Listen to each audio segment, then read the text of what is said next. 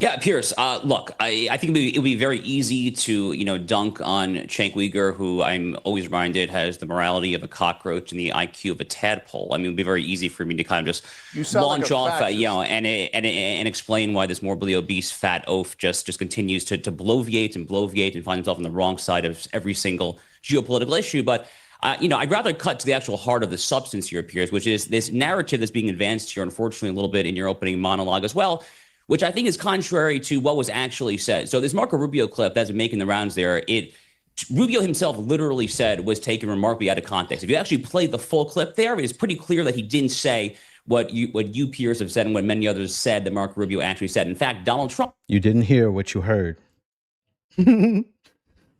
Jewish mind trick. Yesterday, when he was meeting with the Chancellor of Germany there in the White House, was asked point blank, did Israel drag you into this war? Donald Trump said no. If anything, we actually forced their hand. Marco Rubio reiterated that yesterday. Pete Hegseth reiterating that yet again. Well, let's play. Okay, look, hang on. Let's play the whole Rubio. What hilarious Israeli propaganda! Let's play the Rubio clip. Yesterday, you told us that Israel was going to strike Iran, and that's why we needed to get involved. Today, the president said that Iran was going to get. Yeah, your statement is false. So that's not what I was asked very specifically. Were you there yesterday? Yes, I asked a question. No, were you the one that? Because somebody asked me a question yesterday. Did we go in because of Israel? And I said, you were asking me that follow up, and I said no. I told you this had to happen anyway. The president made a decision, and the decision he made was that Iran was not going to be allowed to hide behind its ballistic missile program. That Iran was not going to be allowed to hide behind its ability to conduct these attacks. That decision had been made. The president systematically made a decision to systematically destroy this terroristic capability that they had, and we carried that out. I was very clear in that answer. This was a question of timing, of why this had to happen as a joint operation, not the question of the intent. Once the president made a decision that negotiations were not going to work, that they were playing us on the negotiations, and that this was a threat that was untenable, the decision was made to strike them. That's what I said yesterday, and you guys need to play it. If you're going to play these statements, you need to play the whole statement, not clip it to reach a narrative that you want to do, all right? So that was his rebuttal to what he'd said, but this is what he said the day before. There absolutely was an imminent threat, and the imminent threat was that we knew that if Iran was attacked, and we believed they would be attacked, that they would immediately come after us. And we were not going to sit there and absorb a blow before we responded. Israel faced an existential risk, and they were prepared to strike. Sounds like Mark got a little upgrade, a refresher course with his Hasbara training. Iran alone. If that happened, Iran was very likely to target our troops. That may address the question of why now? Why not 2 weeks ago? Why not 2 months from now? I mean, it couldn't be clearer. I'm not sure how we've taken this out of context. I mean, Rubio made it crystal clear in very simple language that the reason that America took preemptive action is because they understood that we clearly assume Israel was about to attack Iran, and that the side effect of that, the consequence of that, would be that Iran would lash out and potentially attack American interests, bases or whatever. He couldn't have been clearer. And what happened then was they realized this was playing incredibly badly when a bunch of Republicans lined up with this same talking point. Donald Trump reframed the narrative in a different way, and then suddenly out they all come saying the complete opposite to what they'd said the day before. It has come out, okay? We now know over the past 40 hours, it has come out that this operation was planned, Piers, for months and months. We now know that the Jared Kushner, Steve Witkoff negotiations were what many of us said they were, which is a red herring and a decoy. That has all come out. This is in the works. Thank God. That's why he sent his real estate agents to negotiate for America. If I'd have thought that was real, I would be really scared that our president's senile, sending his son-in-law and his real estate agent to negotiate war. Trump and Netanyahu working hand in glove, planning this joint binational operation for months and months and months now.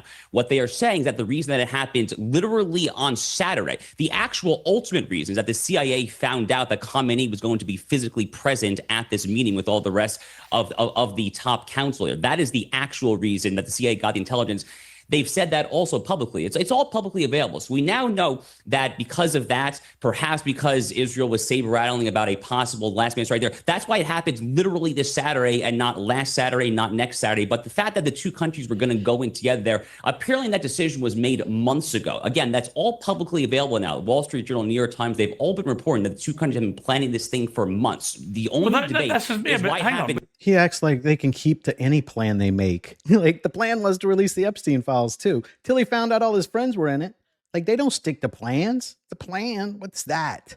But Josh, literally right now, Josh, because the CIA found out Khamenei would be there, Piers. Fine.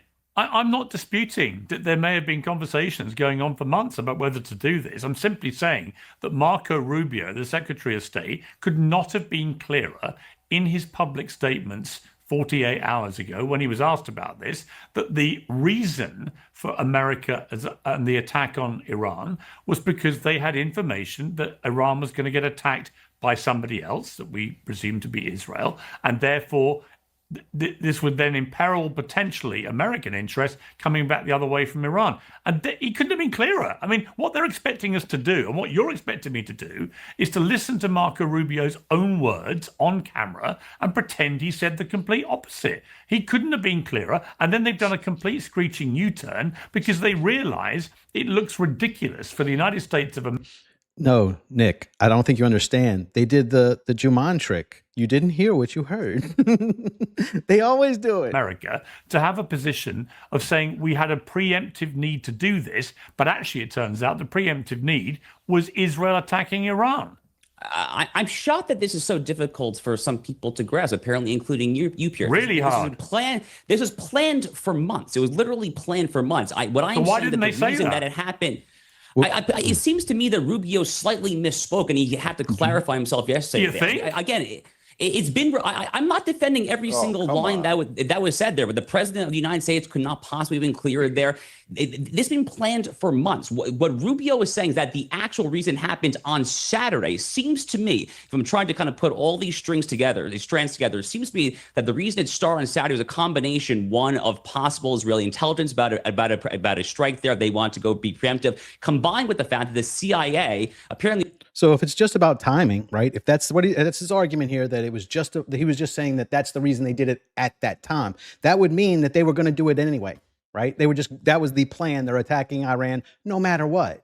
So what's the point of even doing the diplomatic bullshit with your real estate agent? Like, why even pretend? You're just going to do it anyway. It was CIA, not Mossad. The CIA found out that Khamenei would be at this meeting. Those are the two things, it seems, that made this operation start this past Saturday, not 2 Saturdays ago, not 2 Saturdays from now. Okay. But the fact that this is going to happen, apparently that decision was made months and months and months ago. Then all they had to do was say, we were in this with Israel from the start, we planned it together, and we went in together. It's very straightforward positioning, and we both felt that there was a need to launch a preemptive joint attack because we believed that we were both going to be under attack from Iran. They didn't say that. Let me bring in Peter. He is right about this, though. It has been being planned before they even knew a motive for pretending like that's why we're doing it. That's why he took so much time trying to shop ideas, because they just were desperate for a reason to go invade Iran for Israel. So they knew, he is right, they did know months ago they were going to do this. They were going to bend the American people over and go to war that we don't want because Israel wants it. So they knew. Reinhardt, I try and be fair and dispassionate, Peter, about all these things. I like to judge people on what comes out of their mouths, and I'm afraid Marco Rubio is damned by what came out of his mouth. He is one of the most powerful men in America right now. I actually think he's been one of Trump's better performers, actually, in his role as Secretary of State. But you cannot watch those two clips and not conclude he said one thing, then pretended he said something completely different. Right, but I think it's worth distinguishing two things. I think it may well be that the United States attacked when it did because it thought Israel was about to attack. But it still begs the question of why the United States didn't stop Israel from attacking. Israel has wanted, particularly Benjamin Netanyahu, has wanted America to go into war against Iran for a very, very long time. I think the other critical ingredient here, the thing that changed was not Israel wanting to be in a war against Iran. It was Donald Trump's mounting hubris as after the Venezuela operation. I think what's happened is that Donald Trump, after attacking in his first term Soleimani and not getting a significant Iranian response, and then the 12-day war last year, and now the attack on Venezuela, Trump now sees military action as a political winner for him, right? Something that makes him look good. And I don't think he's smart enough to recognize that he's now bitten off something which is fundamentally different than what he does in Venezuela. He even said yesterday, according to the New York Times, that they want to do in Iran, what they did in Venezuela. So I think the critical shifting aspect is not Israel. It's Trump's growing hubris about what American military action can produce.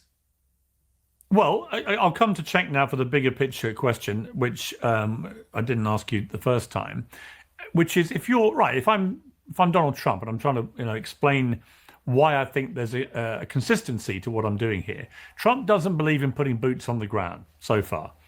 He believes in surgically decapitating things and people, right? He believes in going in and taking out individuals or having very short attacks on nuclear capability or whatever it may be. In Venezuela, classic Trump, no boots on the ground, middle of a night attack, special forces snatching Maduro and his wife, get them out, no American dead. This is what he does. This is what he's always done. And he distinguishes in his head between that and putting big boots on the ground for a ground invasion. And there is clearly a qualitative difference. In Venezuela, he's taken a bet that if you get rid of Maduro, that the regime may stay in place, but they've now had the ultimate warning, you play by our rules or you're going to be next. And it puts them back in a box that can be controlled or not as threatening to the United States' interests. It's a fair point. He thought he could scare Iran, and Iran said, "We're not scared of you, bitch," and that's why we have a war now. If they were Venezuela, yeah, they'd have just bent over and let him take the president. That'd be the end of it. They're not. Iran is not Venezuela, and people should have told him that. And he shouldn't be so stupid to think stupid things like that. I think he's thinking the same thing can happen in Iran, where it's highly unlikely that he's going to get any kind of revolution of the kind that he talks about. I think it's far more likely and achievable because of the sheer power of the United States military, that what could happen is you could have the regime remaining in place, but severely neutered to a degree that it has no ability to progress with its nuclear program, and actually has no ability to represent much of a threat to the United States or Israel or anybody else. And it may be that that is what their actual game plan is here, without putting boots on the ground, and that may end up being successful. I don't know. None of us know, right? But if it was successful, it would at least have the benefit of being consistent with Trump's overall philosophy that you don't need to commit thousands of troops on the ground to effect regime control.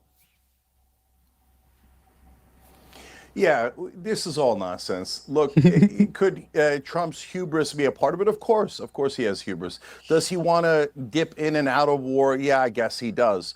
But why does he want to go into war in the first place? That's the central question. Because he ran on anti-war. He ran on America first. Right now, we're not doing anything about grocery prices. Oil prices are going higher.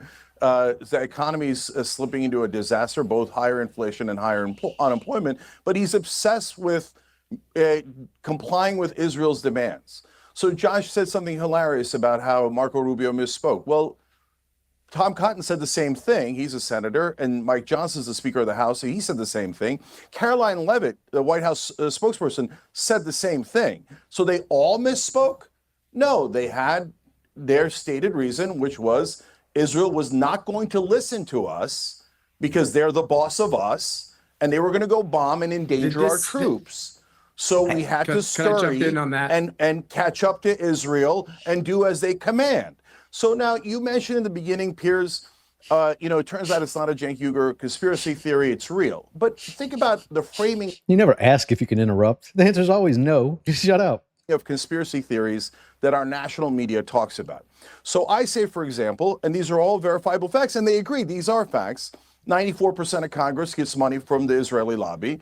The number one lifetime donor to Donald Trump is Israeli lobby, $337 million. Number one lifetime donor to Biden is Israeli lobby, Mike Johnson, Hakeem Jeffries, Chuck Schumer, etc. Hold on, let me finish.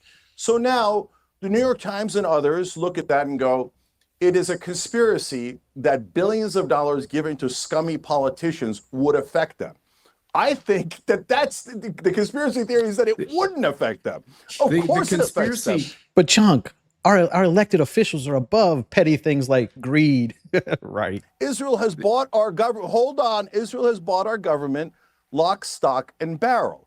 And did they do something else as well, with this Operation Epstein's Fury, in terms of getting blackmail on people? Yes, it's entirely possible, because Epstein in every interaction was trying to help Israel, procured cyber weapons for Israel. Okay. So we have an enormous Israeli lobbying operation in America. Pierce, can I jump in? Our politicians. Yeah, let me bring Matt. Okay, let me bring. Okay, to say that they are Cenk, not, you've had a good say. when they obviously That's are. right. Yeah, we are sick of Israeli control. They have driven Trump into every war. Every war. I get it. I get it. Go ahead, deny it when it's all right. obvious. I'm going to come to Matt. I'm going to come to Matt to respond. What I would say, Cenk, is you are in danger of getting to the stage where, if there is inclement weather in America, you instinctively blame because of Israel. And I do think you've got to be slightly careful. No, you don't just sound like that's because Israel. They do have those space lasers. What part of 94% do you not understand, Piers? We've done enough there. Let me bring in like they almost control all of Congress. Yes, because they literally donated to 94% of Congress. Let me bring some reality. Let me bring in Matt. Let me bring in Matt. Other people speak. Go ahead, lie. Let me go. Please don't talk. Cenk, the other people. I don't want to mute you, Cenk. So let Matt Schlapp respond. Right. So I do think Israel is in charge of your brain. But the fact is, AIPAC and these other lobbies, it's true. They were very powerful in Washington, D.C. for a long period of time. And I do believe that you could argue that they were one of the most effective lobbies 25 years ago. Over time, I will just tell you, someone who's been in this town, their effectiveness. 25 years ago, they were the problem. Now, no problem. We're in war with Iran right now, but no problem. From them and others has deteriorated. It's deteriorated to the point that even in Republican and conservative circles, we all have been watching this debate, this acrimony from people who are, It's like he can't see that we're in a war right now for them, but there were a problem back then, but we took care of it. No problem now. Judah mind tricks. That's what these are. Judah mind tricks. I just came up with that. Leading voices in the conservative movement about wanting to rejigger the priorities in the Middle East and step away from Israel. So the idea that somehow politicians are bought and paid for by an Israeli lobby and somehow that's preventing people from having heterodox views is absurd. We're watching this all happen in real time. The reason why Donald Trump acted is not because Jared Kushner's Jewish or because some real estate guys who are Jewish gave him money. The reason why, or Bibi Netanyahu forced him to act, these are conspiracy theories, or I don't even know where you're going with Jeffrey Epstein. The reason he acted is because several presidents in a row have looked at the prospects of taking aggressive steps in Iran because Iran chants death to America on a regular basis through leading sponsors. Man, they really fucking hate that phrase. Like, that really gets at these Zionist shitheads. It bothers them to hear them saying that while their family's dead from the bombs we dropped on them. I don't care what they say. We've done enough to them. I think we're winning this. If that's all they're doing is saying that, and we're actually doing that, I think we're ahead in the game. Of terrorism around the globe, including towards Americans. And we can go through the dozens and dozens examples of the outrageous behavior that moderate Arab states also know is a massive danger. That's the story that doesn't get told here. Most moderate Arab states, despite what they say publicly, are all for defanging Iran. And Donald Trump did this because he thought it was in the interest of the American people, not because he's playing games with polls or politics, but because